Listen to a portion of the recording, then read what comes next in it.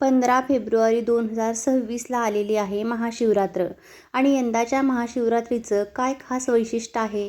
यंदाच्या महाशिवरात्रीत पूजेचा मुहूर्त काय असणार आहे? निश्चित काल काय असणार आहे? महाशिवरात्रीबद्दलची संपूर्ण माहिती या एकाच व्हिडिओमध्ये. चला तर मग सुरुवात करूया. हे तर सगळ्यांनाच माहीत आहे की महाशिवरात्रीची रात्र महत्त्वाची असते. या रात्री भगवान शिवशंकरांची पूजा केल्याने, त्यांचे स्तोत्र म्हटल्याने, भगवान शिवशंकरांच्या नावाचा जप केल्याने सर्व पापांचा नाश होतो, शिवलोकाची प्राप्ती होते, मनोकामना पूर्ती होते. इतका महत्त्वाचा महाशिवरात्रीचा दिवस असतो. चतुर्दशी तिथी 2 दिवसात विभागलेली असेल तर ज्या मध्यरात्री चतुर्दशी येत असेल ती शिवरात्र मानली जाते. यावरून शिवरात्रीचा काल निश्चय करताना दिवसाला महत्त्व नसून रात्रीला महत्त्व आहे हे लक्षात येईल. बाकीची माहिती भरपूर झाली. मुद्द्याचं बोलूया की यंदाची महाशिवरात्र नक्की कधी असणार आहे. यंदा 15 फेब्रुवारी 2026 रोजी महाशिवरात्र. अन्य व्रतामध्ये पंचांगानुसार सूर्योदयाची तिथी मानण्याची प्राचीन परंपरा आहे, परंतु महाशिवरात्रीत मगाशी म्हटलं तसं रात्रीला महत्त्व असतं. महाशिवरात्र व्रतामध्ये निश्चित काल महत्त्वाचा आहे. या दिवशी करायचं शिवपूजन प्रदोष काळानंतर रात्री केलं जातं. रात्रीचे समान 15 भाग केल्यानंतर त्यापैकी 8वा भाग तो निश्चित काळ म्हणून ओळखला जातो. जेव्हा निश्चित काळी कृष्ण चतुर्दशी म्हणजे महिन्याच्या दुसऱ्या पंधरवड्याच्या 14वी तिथी असेल तिला शिवरात्र म्हटलं जातं. माघ महिन्यात या शिवरात्रीला विशेष महत्त्व असल्याने ती महाशिवरात्र असते आणि यंदा तो निश्चित काल आहे. तो कधी असणार आहे तर 15 फेब्रुवारीला उत्तर रात्री 12:28 पासून 1:18 हा निश्चित काळ असणार आहे. आता महाशिवरात्रीचा उपवास कसा करायचा तर माघ वद्य त्रयोदशीला म्हणजे आदल्या दिवशी एक वेळ भोजन करून राहायचं. चतुर्दशीच्या दिवशी सकाळी स्नान करायचं, शिवपूजन करायचं, व्रताचा संकल्प करायचा. उपवास, पूजा, जागरण या तिन्ही प्रमुख गोष्टींनी भगवान शिवशंकरांची उपासना करायची. रात्रीच्या 4थ्या प्रहरापैकी प्रत्येक प्रहरामध्ये वेगवेगळ्या पद्धतीने शिवपूजा केली जाते.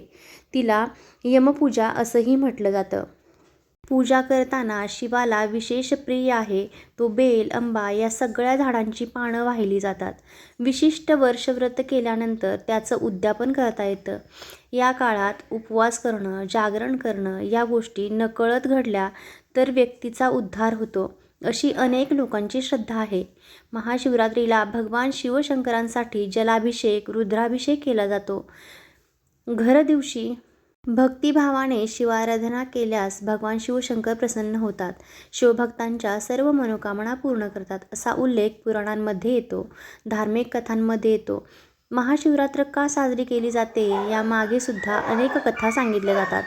एक म्हणजे माता पार्वती आणि भगवान शिवशंकरां यांचा विवाह या दिवशी झाला होता असं काही कथांमधून सांगण्यात येतं.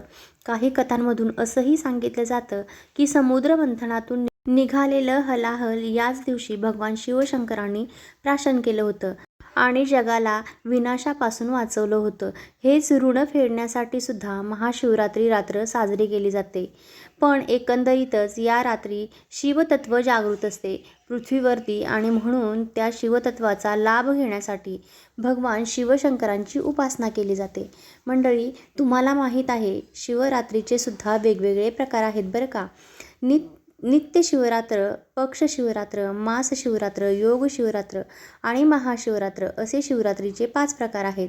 यापैकी महाशिवरात्र सर्वश्रेष्ठ मानली जाते. रोजची रात्र ही नित्य शिवरात्र असते. शुद्ध चतुर्दशीची रात्र ही पक्ष शिवरात्र म्हणतात आणि प्रत्येक महिन्याच्या वद्य चतुर्थीला रात्र ही मासिक शिवरात्र असते. म्हणजे महिन्याला येणारी शिवरात्र आणि योग सामर्थ्याने निर्माण केलेली रात्र ही योग शिवरात्र मानली जाते. शिवरात्र कधी आहे हे कळलं, शिवरात्रीचं महत्त्वही कळालं. पण शिवरात्रीला जर आम्हाला उपासना करायची असेल तर आम्ही काय करावं? अगदी सोप्या काही उपासना आहेत. शिवरात्रीच्या रात्री तुम्ही प्रदोष काळामध्ये भगवान शिवशंकरांची पूजा करून स्तोत्रमंत्राचं पठण करू शकता.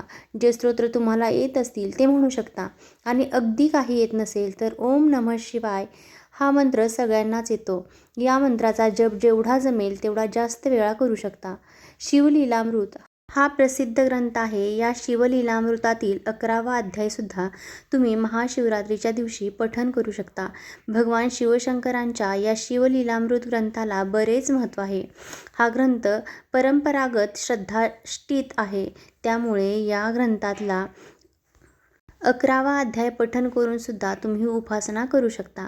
अनेक वेगवेगळ्या पद्धती आहेत. जी पद्धत तुम्हाला योग्य वाटेल, जो पर्याय तुम्हाला आवडेल, त्यानुसार तुम्ही भगवान शिवशंकरांची पूजा महाशिवरात्रीला करा आणि महाशिवरात्रीच्या या पुण्य पावन तिथीचा लाभ नक्की घ्या.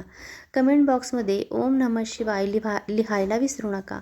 अशाच प्रकारच्या माहितीपूर्ण व्हिडिओसाठी चॅनेलला सबस्क्राईब करा. बेल आयकॉनसुद्धा क्लिक करा, म्हणजे आमच्या नवनवीन व्हिडिओजचे नोटिफिकेशन तुम्हाला मिळत राहील. तसंच योग्य आध्यात्मिक मार्गदर्शनासाठी फॉलो करायलाही विसरू नका. व्हिडिओ आवडला असेल तर व्हिडिओला एक लाईक करा आणि हाईप करायलाही विसरू नका. धन्यवाद.